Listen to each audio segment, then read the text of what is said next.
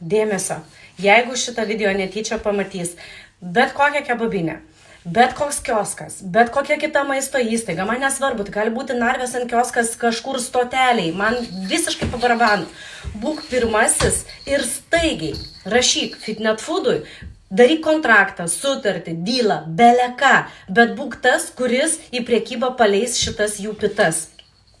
Čia yra Mindaugo porcija, aš ką tik suvalgiau savo porciją ir valgydama tą pitą, aš nenorėjau net į rankas imti telefono, daryti storio, dar kažką. Tai buvo taip žiauriai skanu.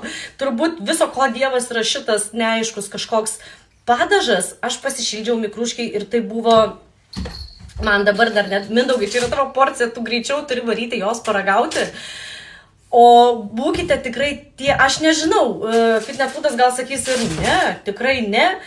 Man nesvarbu, jūs davėt man paragauti tai, per 3 mėnesius pirmą kartą atėjo toks patiekalas ir aš reikalauju, kad kažkuri maitinimo įstaiga turėtų šitas jūsų pitas, aš būsiu pastovi, nuolatinė klientė, plus tai dar ir sveikuoliška.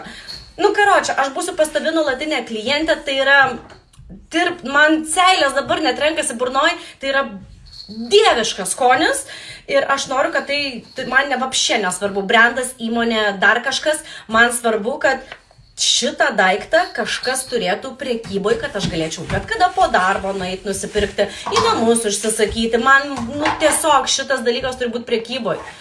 Maisto įstaigų turėtojai, savininkai, čia yra jūsų šansas turėti bestsellerį. Jei bogų, prisiekiu, tai yra taip skanu, kad viskas, Mindaugai, tu turi tai paragauti. Aš tikiuosi, kad nenuvoksiu nuo tavęs gabaliuką ir čia yra aš reikalauju, kad tai būtų priekyboj.